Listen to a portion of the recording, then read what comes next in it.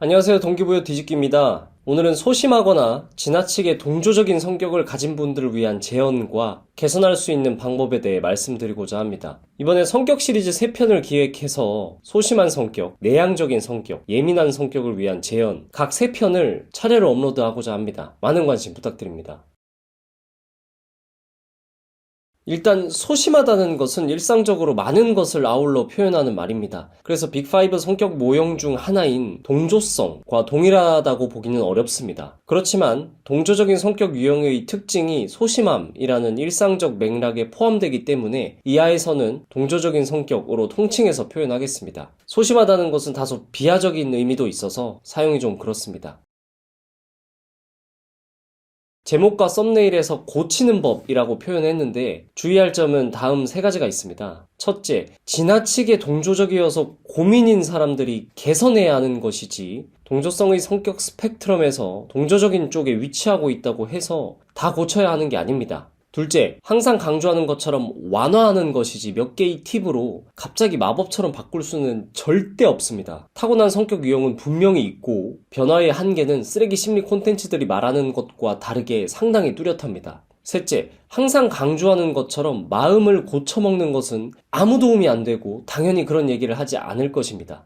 연애 강의나 성격 고친 얘기 같은 콘텐츠에서 정말 많은 인간들의 문제점이 비포를 조작한다는 것입니다. 실제로 그 문제를 겪었고 해결한 게 아닌 콘텐츠를 팔기 위해서 스토리를 만들어내고 자신의 과거를 과장되게 비하합니다. 그러니까 마음 고쳐먹기 수준의 해결책밖에 내지 못하는 것입니다. 자기는 뭐 길도 못 물어봤고 통장에 20만원 밖에 없었고 어쩌고 이런 거는 미국의 성공학 강의, 자기개발 산업에서 전통적인 장치들로 다 이용되었던 거예요. 지금 몇십 년째 같은 장치를 활용하는데 아직도 넘어간다는 게 답답합니다. 물론 지금도 먹히니까 하겠죠. 좀 흥분했는데 마음을 고쳐먹는 것은 순간의 기분만 좋아질 뿐 아무 도움이 안 됩니다.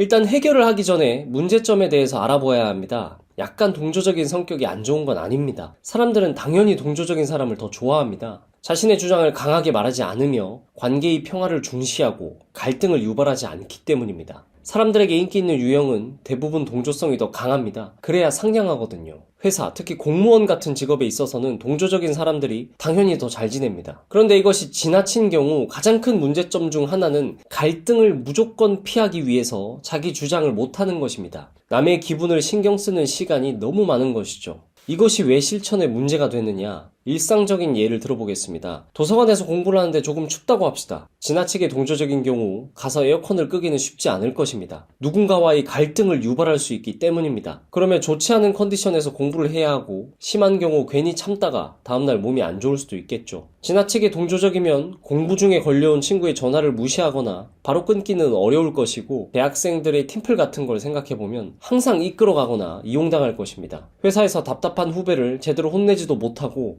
그냥 바보같이 참는 선택을 할 것입니다. 너무 타인의 기분을 최우선으로 고려하는 삶을 살아와서 자신이 원하는 것이 무엇인지 자신을 위한 행동을 거의 하지 않는 사람도 있습니다. 문제는 그런 것들이 상당한 잡념을 유발합니다. 동조적인 유형이라고 권력욕이 없는 게 아니기 때문에 할 말을 하지 못한 것은 그것에 대한 계속적인 생각이 나게 합니다. 당연히 실천에 대한 집중은 저해되는 것이죠. 물론 그런 삶도 가치가 없는 건 아니지만 무언가 실천을 통해 성취하고자 한다면 반드시 완화해야 할 것입니다. 남의 기분 다 맞추면서 실천할 수는 없기 때문입니다.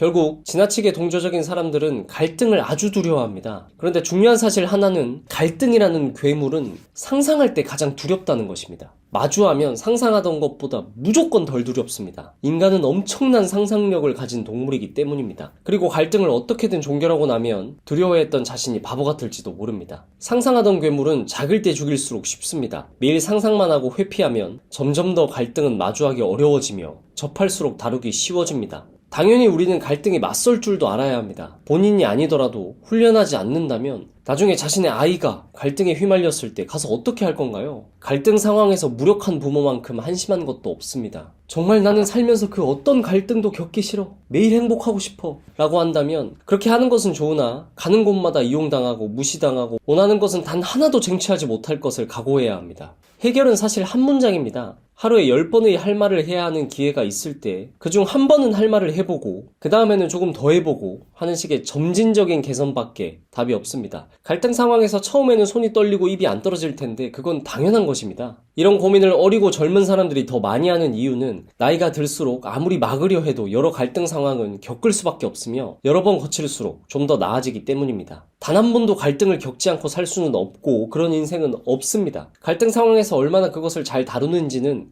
인생이 얼마나 순탄하게 잘 갈지를 결정할 수도 있습니다. 갈등을 다 피하고 그때마다 내가 손해보고 맞춰주는 게 더 순탄한 게 아니라요. 외면하고 있는 갈등도 언젠가는 마주해야 할 수 있습니다. 앞서 얘기했듯이 타고난 본질적인 성향을 완전히 바꿀 수는 없습니다. 이 빨갛게 물든 이 빨간 종이를 노란 색깔에다가 물감에다 집어넣으면 노랗게 됩니까? 노랗게 잘 안 됩니까? 잘 안 됩니다. 이미 물이 들어버리면 어때요? 색깔을 바꾸기가 쉽지가 않다 이 얘기예요.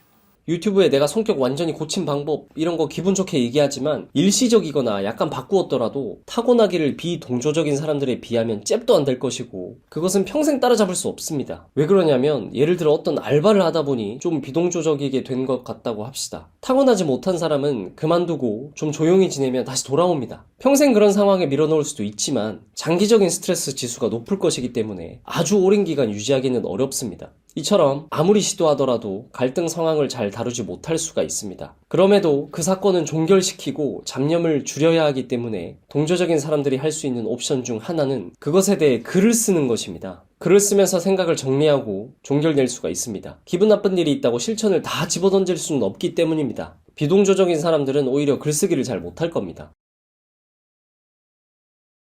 이야기를 잘 들어주는 사람에게 털어놓는 것은 글 쓰는 것보다 더 좋은 방법입니다. 중요한 건 잘 들어주는 사람에게 털어놓아야 한다는 것입니다. 감정적 위로를 제가 비판을 많이 했지만 쓸모없는 것은 절대 아니고 들어주기만 하는 것 자체가 상당한 격려가 됩니다. 정신과나 심리상담이 특별한 게 있는 게 아니고 열심히 들어주는 것만으로 스스로 극복하는 경우가 많기 때문입니다.